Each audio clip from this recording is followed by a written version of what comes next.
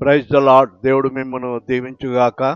ఈ దినం వాగ్దానము, మనుషుల ఎదుట నన్ను ఒప్పుకొనువాడెవడో పరలోకమందు నా తండ్రి ఎదుట నేను వారిని ఒప్పుకొందును. మత్తయి సువార్త 10వ అధ్యాయము 32వ వచనము.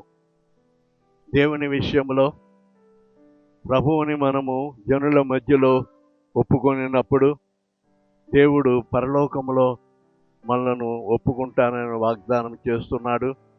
ఆయన నిన్ను ఒప్పుకోవాలంటే ఆయన చిత్తములో నీవు నడిచినప్పుడు, ఆయన చిత్తములో నీవు ఉన్నప్పుడు ఆయన నిన్ను ఒప్పుకుంటాడు.